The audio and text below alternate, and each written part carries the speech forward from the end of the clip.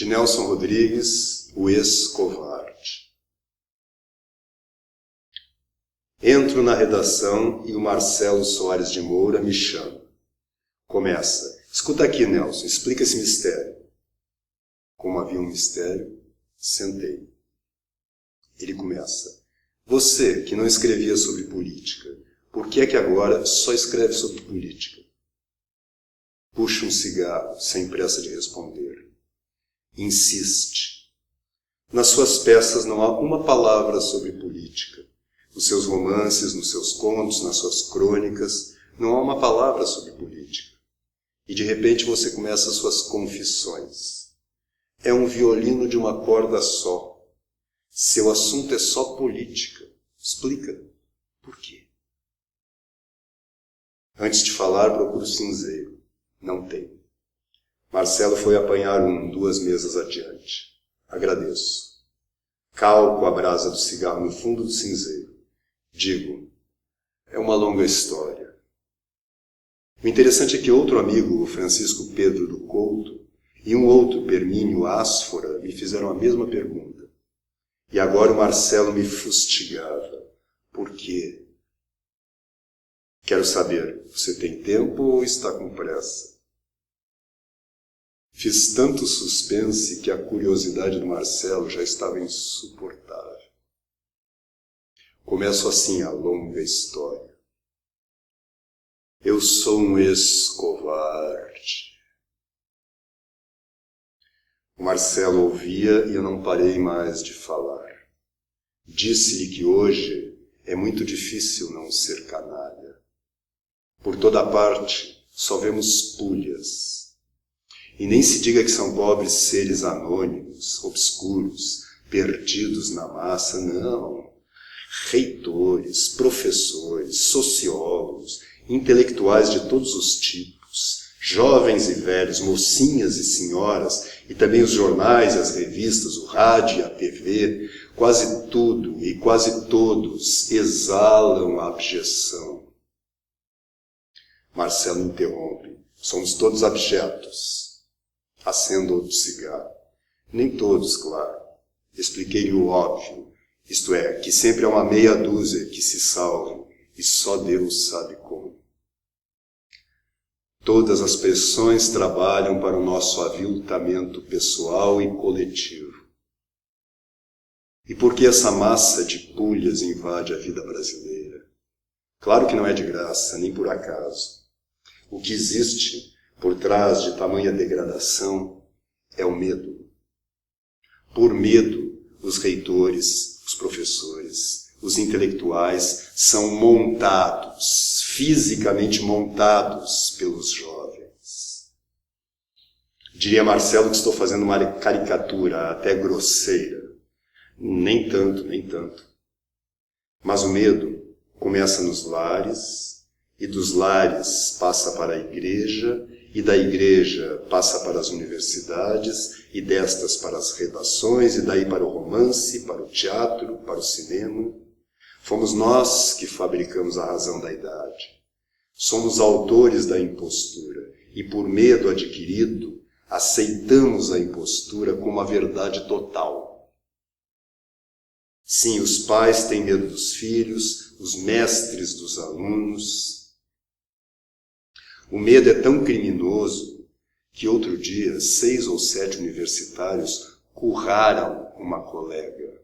A menina saiu de lá de maca, quase de rabecão. No hospital sofreu um tratamento que foi quase outro estupro. Sobreviveu por milagre e ninguém disse nada.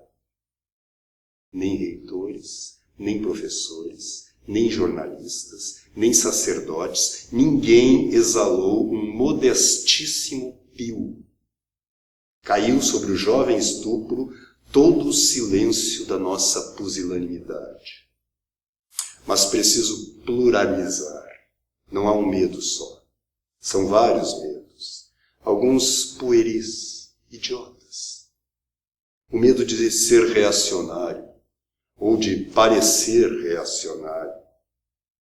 Por medo das esquerdas, grafinas e milionários fazem poses socialistas. Hoje o sujeito prefere que lhe xinguem a mãe e não o chamem de reacionário. É o medo que faz o Dr. Alceu renegar os 2000 anos da Igreja e pôr nas nuvens a grande Revolução Russa.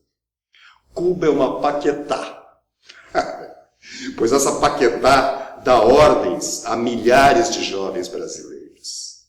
E de repente somos ocupados por vietcongs, cubanos, chineses.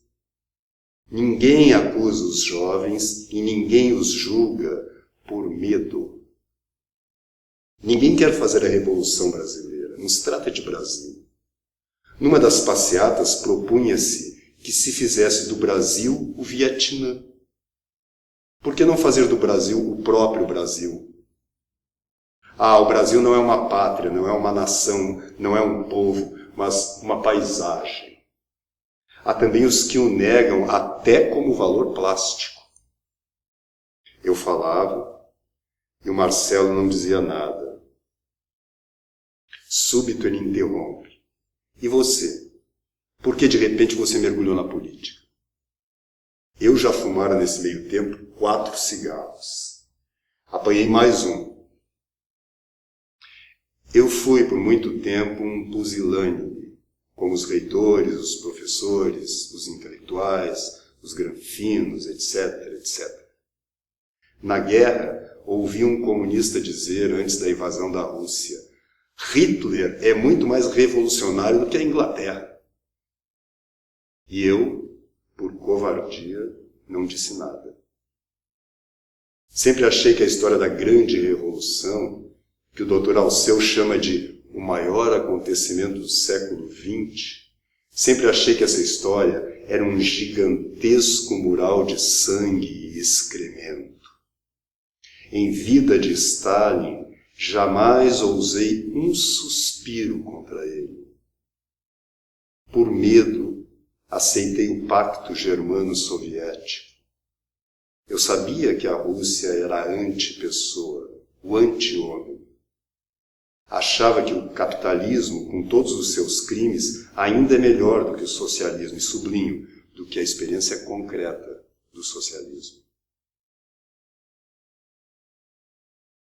Tive medo, ou vários medos, e já não os tenho. Sofri muito na carne e na alma. Primeiro foi em 1929, no dia seguinte ao Natal.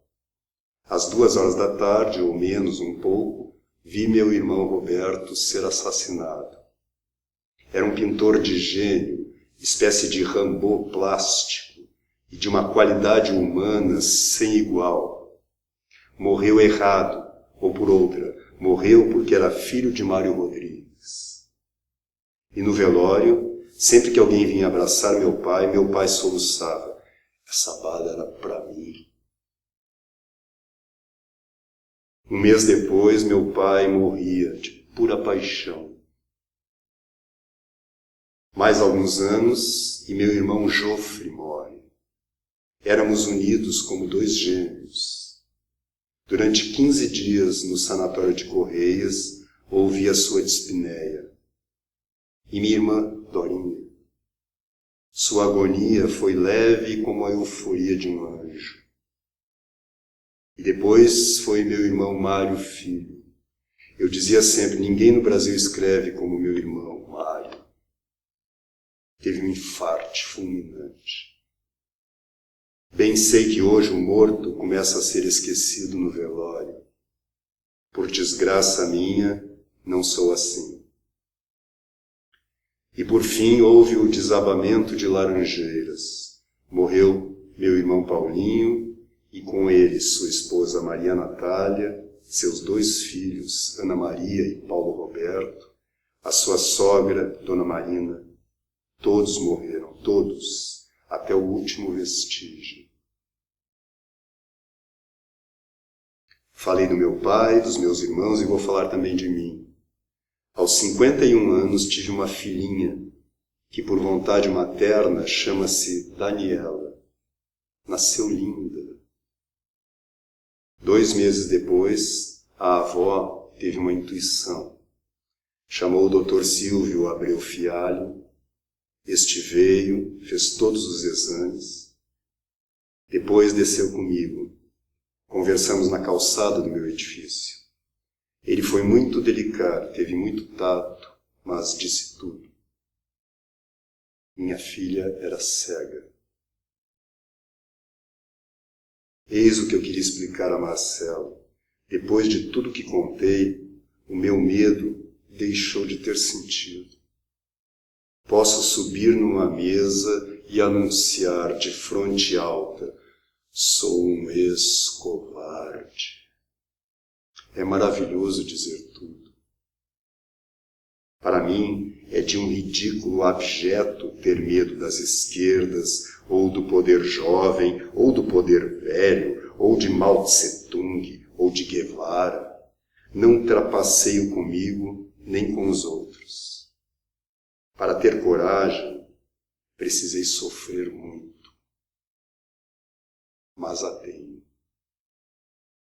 E se há rapazes que nas passeatas carregam cartazes com a palavra muerte, já traindo a própria língua, e se outros seguem as instruções de Cuba, e se outros mais querem odiar, matar ou morrer em espanhol, posso chamá-los, sem nenhum medo, de jovens canais.